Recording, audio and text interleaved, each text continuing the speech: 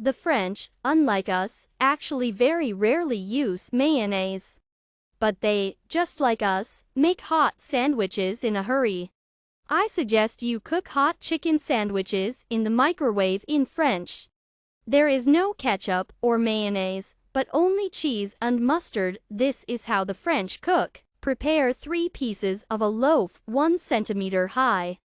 Spread with a thin layer of mustard. Put the diced boiled chicken fillet on top. Sprinkle with grated cheese on a coarse grater. Cook in the microwave for 1 minute at a power of 800 watts. Enjoy your meal.